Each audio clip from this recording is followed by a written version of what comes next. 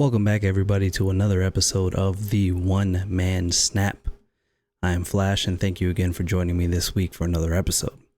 So this week's episode, we're going to be covering we got more OTA updates and a new card this week. So before we get into any and all of that, if you guys could just subscribe if you're watching this stuff on YouTube, if you're catching it on Spotify or wherever, I'd appreciate it if you rate it what you think is fair. 5 stars would be great. Take 4 though. That's again, whatever you think's fair. But if you do those things, I'd very much appreciate it. All that stuff goes a long way in helping the algorithms continue to get this out to more people. So I appreciate it. So all of that being said, before we get into the OTA updates, I want to talk a little bit about the current state of things, right? Based on the last set of updates that we got, and how we got, where we're at right now in terms of the overall meta, and how I think the new cards kind of has an effect on that one way or the other. So last week I talked a lot about the different things going on with Nebula coming into the game, and how things have been starting to settle in with Galactus, with Sandman, all of that stuff. How I feel about Nebula now, and I made no quips in mentioning that yes, I thought that was an S tier card, and I still think that's true. It's an S tier 1-drop card, right? You have a holy trinity currently, and of what is the premier 1-drops, right? It's Sunspot, Iceman, Nebula. Now, of course, that changes next week, and that's going to be a big week. Again, when Kitty Pryde comes back into the game, and Iceman's going to maybe come out of that slot, come out of that holy trinity. But again, I see no reason why I do not continue to believe that Nebula is an S tier 1-drop card. For everything that it does, you kind of drop her and forget about her. That's it. Like, you hope to get her out on turn 1 and just forget about it. Hopefully you can force your opponent to play in a different direction, perhaps, right? But let's talk about this week's card, Iron Lad. I don't have the exact text in front of me, but we've all seen this card 1,000 times over at this point, leading up to the card's release, right? It's a 4/6. It copies the ability of the top card of your deck, right? It copies the text, all that stuff, right? So I don't have the card, right? I'm sitting on about 7,000 tokens now, and I'm going to use those for high evolutionary. I would have a little bit more, but I spent 3K about a week or so ago to get stature, or 2 weeks ago, whatever. So to get stature to help with my climb. I'll probably get Iron Lad with the 3K. So here's what, but I've seen Iron Lad. I've seen it in play, seen it played against me, watched plenty of videos, different content creators that have the card, different opinions, seen a lot of the stats. Okay. Iron Lad slots into a lot of different decks. Now, you can't just put him anywhere per se. You can put him most places in most decks, but not all of them. But that's saying a lot for, just like you can throw Nebula into literally any deck. Iron Lad's close to that. Now, for what it does, that's very impressive. Now, there are 2 camps on how Iron Lad is kind of playing out. And there's the one camp that believes that it's great, it's amazing, it's the best card in the game all of a sudden, and etc. And then there's the other camp that believes, well, it's good, but I think the true potential unlocks with Howard the Duck, which is true. It's a great 2-card package, right? The game has a lot of great 2-card packages, some of which are very reliant on one another. Like, you know, Vulture, for example. But Iron Lad and Howard the Duck are a premier 2-card package if you can afford it. Now, 3 months from now, when they're much more accessible, that's going to be a very strong package, and it might adjust the meta at the time when those cards come down in price, come down in series. But again, I think the 2 cards go together. Now, do they work independently? Yeah, of course. Iron Lad is strong independently. Howard the Duck won't be as strong independently, but it works fine on its own, right? You could put it in a deck with other things and it would just work. Seeing the next card at the top of your deck is a strong ability, right? Not worth the price, of course, but strong nonetheless. But again, you look at Daredevil, Professor X, great, you know, they're great at what they do independently, but put them together and now you're talking, right? And some, like I said, some cards need that package, right? You need, Vulture needs Iron Fist or whatever else, but the solid package is like Iron Fist Vulture, Iron Fist Dagger, right? Those two things go together. Cloak and Dagger, Cloak and whatever, right? Anything else move. You know, these 1-2 punches. Killmonger, Nova, Bucky Barnes, Carnage, Bucky, Deathlock. Bucky needs help. Bucky can't just go out there on his own and do anything, much like Vulture. He needs some assistance. I digress. I've seen Iron Lad in action enough now to know it's good at what it does. The amount of times I've had it played against me, let's call it, gosh, I play so much Snap. Let's call it 30 times I've seen the card in action, right? Against me. One time out of the 30, it hit something that was, you didn't want to hit it. I say 30, maybe it's less than 30, but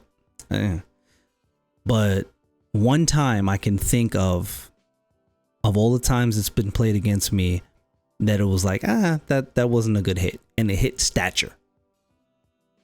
Cause it's like, okay, that's a dead, it doesn't do anything, right? There's no effect.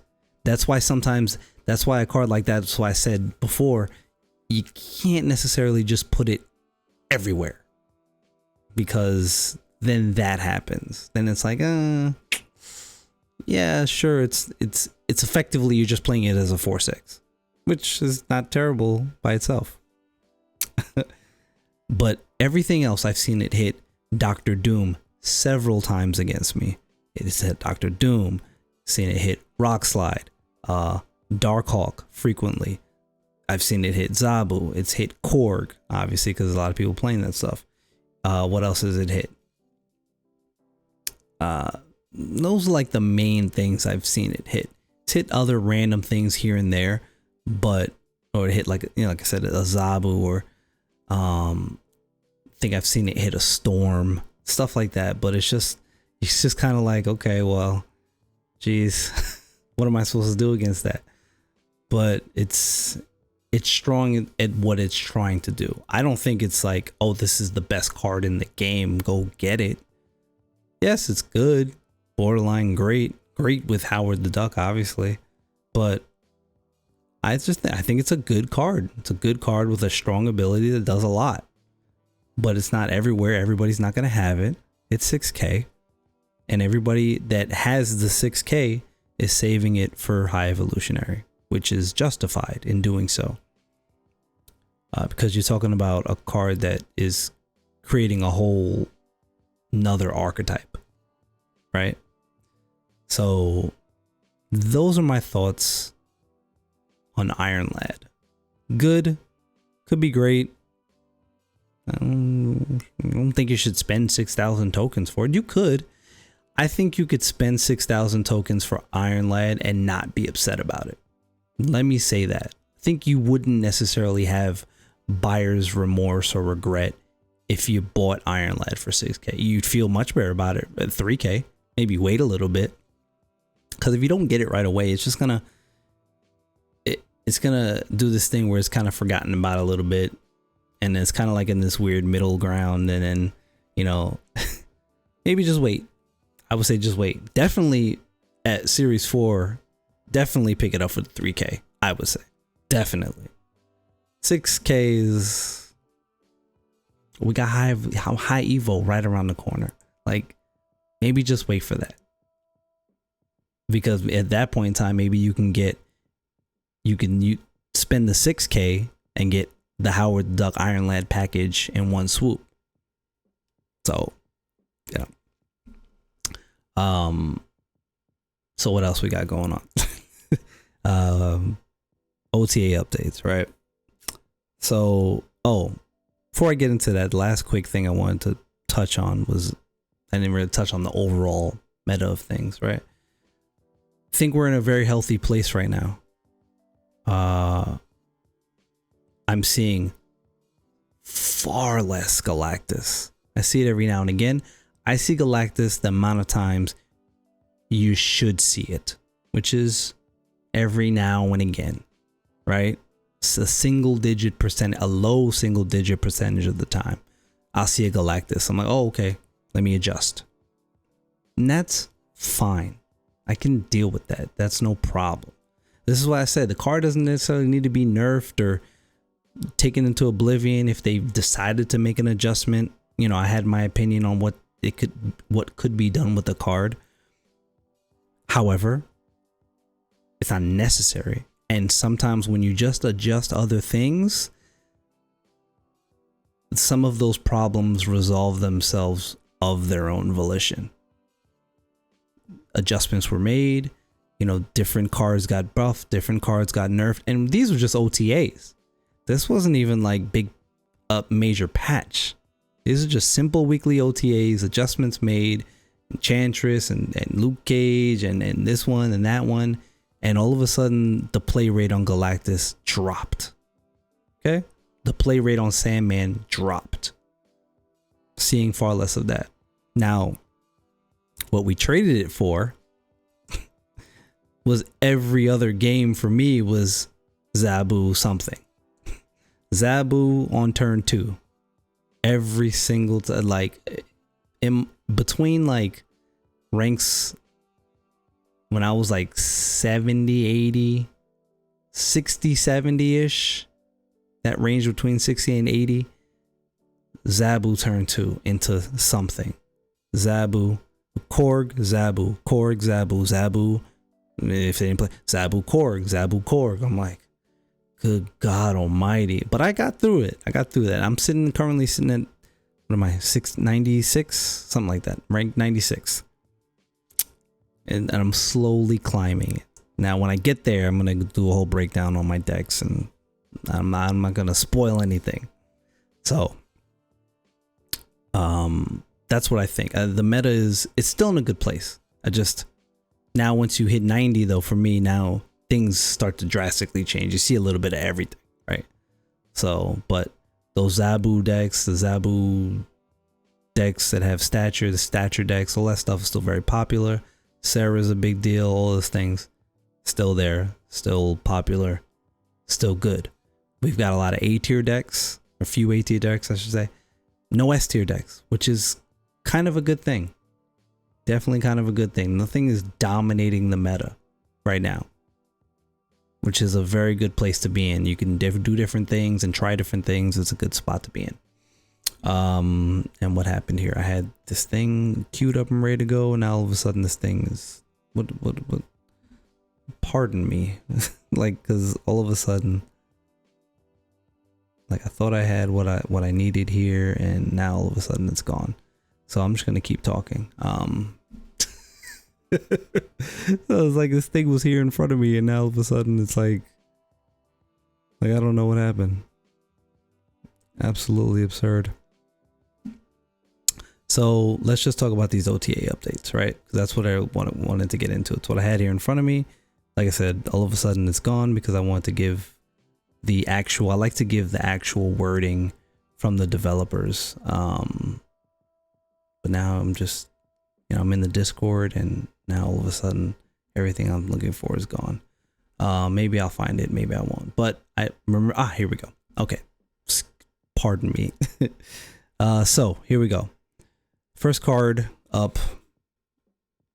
How many cards was it this week? I think it was 4 cards this week, plus location update. Drax. Now, I'm not even gonna, you don't get too detailed because they don't change any of the text. They just change numbers. So Drax is going from, he was a 4/5 that got +3 power when, the on reveal hit. Now he's 4/6 getting +2 power. I'll read the comment and then say how I feel about that. The Guardians can create some of the most exciting gameplay in Snap, when it works. With their predictive playstyle. While they've been doing better with the release of Nebula, they're still performing poorly overall at the moment. Yeah, no crap. Out of all the Guardians, Drax stood out to us as the clearest buff candidate. Yeah, because nobody plays Drax. If anything, you play Gamora. And even, you might even play Groot, and then people are playing Rocket, right? Because you can do, things with those. Compared to other cards like Rockslide and White Queen with good stats and a guaranteed upside, Drax had below average stats for a very inconsistent upside. We're giving him a small buff by moving some of his power from his ability to his base stats to improve his baseline performance. Yeah, that's fine. And nobody's still going to use Drax. Period. Because the problem is, if you really want to use Drax, you just play Jessica Jones. Now, granted, yes, there's the argument of, well, if I play Jessica Jones, like let's say you had Jessica Jones, you couldn't play her on turn 5. Oh, excuse me. I'm sorry. On turn 6. Because the ability wouldn't proc, and then it would just be a 4/4, and it would just be wasted. Drax, on the other hand, you could make, if you hit it right, the ability, you could get the 8 power. But in most situations, that's not your concern. Playing it out earlier, whatever the case may be. I don't know what they need to do with Drax. Maybe have it to when he can get to a 4/9. I don't know. I don't even know if that solves the problem. I don't know. I just don't know. Anyway, moving on. Rockslide. He's going from a 4/6 to a 4/5. Here's the thing. Before I even read this. Rockslide is getting the Red Skull treatment. And whereas it's just the collateral damage, he's an innocent bystander. Now, and I say that to say where Shuri was a problem and needed a change, I'm not sure how much Darkhawk is a problem per se. However, I think this change to Rockslide means that the developers have noticed too high of a play rate for this whole Zabu, Darkhawk, all this stuff, right? I think one of those cards is getting addressed next week, and I think it's Darkhawk. I'm just putting that out there. I feel like this is the prelude to one of those cards getting a text change. And I don't know how or what, or personally at this point, I think if you're going to do anything with Darkhawk, just have it be +1 as opposed to +2. That would make it, now granted, that would drastically kill the play rate of the card, but that would really open up the meta though, big time. And read the comments. Rockslide's viability took a leap forward with the release of Darkhawk and Zabu. Yes, because nobody was playing it before at all. So it's easy to look at this nerf and assume we're targeting Darkhawk by weakening one of its support cards. And sure, you'd be right. Darkhawk has been one of the 10 winningest cards in the game since released and featured in multiple strong decks. Yeah. In fact, Rockslide often mirrors or improves upon Darkhawk's stats, as they're both in the top performing quote-unquote Dino Hawk deck. Yep. Since Rockslide's easier to adjust, we're making this tweak with the aim of weakening that deck slightly. And if it doesn't, whether it does or it doesn't, I still think they might have Darkhawk targeted for next week. But Enchantress, she's going from a 4-6 to a 4-5. Yeah, no problem. I mentioned that last week. She could easily be a 4-5. Or I may have mentioned the week before. I don't remember. She could easily be a 4-5. No problem. Like nobody would be upset about that. They could have. It's still an overall +1 from the card for when we went before when it was a 4-4. If it had gone from a 4-4 to a 4-5 off the jump, most people were like, yeah, that's cool. 4-4 to 4-6, everybody was like, damn, that's a lot. But we were expecting this, right? Naturally. Enchantress has grown in popularity since our buff to her 2 weeks ago, which was expected. While we're excited by how much more she's affecting the meta, she's become one of the most played cards in the game, which is a bit over a mark. We're optimistic that a small nerf to 4-5 will put her in a good position going forward. But hey, it was fun while it lasted. True. Truer statements couldn't be said there at the end. 4-5 does put her in a good spot. Puts her in the, you don't just want to just play her just cuz, or just put her in every single deck, which is what was happening. People were just slotting her in. Just slot her into any deck that you were building. And that can't be how you do things. Now, last of the four, and the biggest splash, because it came out, these things come out, they always have this one that just kind of comes out of nowhere, nobody's expecting. Venom. He's going from a 3-1 to a 3-3. And now, as you're aware, there are all these videos and everybody's like, oh, his Venom is destroy one of the best decks in the game now. Let's relax. Let's calm down a second. Is Venom better now? Of course. Is he playable in the decks that you would want to play him in? Absolutely. In terms of, let me say, viable, right? Yes. Is it all of a sudden gonna break the game? No. Destroy is still gonna be what it is. I think, yes, this makes it a little more viable, but those decks are still weak against the things that they're weak against, which is a lot of stuff in the meta right now. So they're not, everybody saw a tick up in play rate since this buff, but I think that'll drastically resolve itself back down again. Venom has been the worst destroy enabler for a while now, which is true, averaging lower power in destroy decks than his peers Deathlock and Carnage. Yeah. While he's seen fringe usage in decks with Taskmaster, yep, and Arnhem, we haven't seen any of them really take off. We'd like to give one of Marvel's most iconic anti-heroes space to shine, so we're feeding him a hearty +2 power buff. Yeah. It'll help. But, you know, the play rate on the card will go up a little bit. And as a bonus here, they, like I said, location updates. As our library of locations increases, we'll be making ongoing adjustments to hit the sweet spot we like for dynamic games. To that end, we're reducing the appearance weights on a few of our existing locations, which means they'll show up less frequently in your games. It's unlikely you'll consciously observe these changes, but we thought you'd like to know. And of course, it's all the crappy locations everybody hates. Tillin, Krakoa,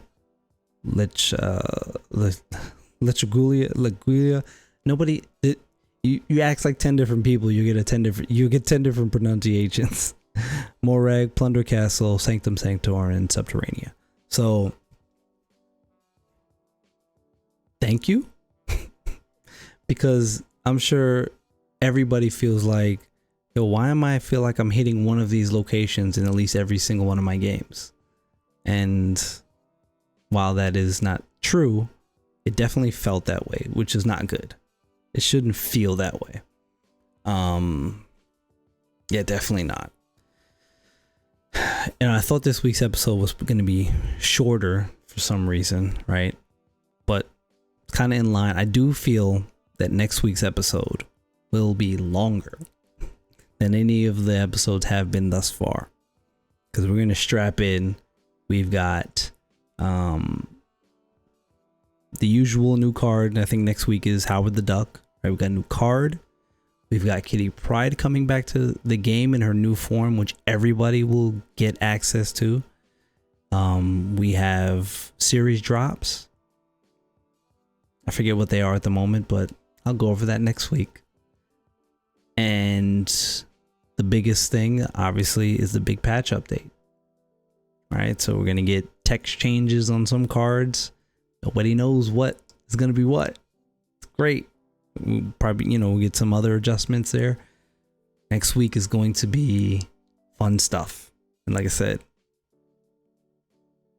prep yourselves. We're going to strap ourselves in. We're going to have some fun. We're going to enjoy. But that's it. That's all I got for this week. Thank y'all again. I can't thank everybody enough. A few people that have been giving me some shout outs. I very much appreciate that. Like, subscribe, all of that stuff goes a long way. I'm gonna keep saying that. I'm sorry. But it does. It's true. We don't just say that just to say it. It's very true. And yeah, thank you. This is the One Man Snap. I am Flash. Now we'll catch y'all next week. Peace.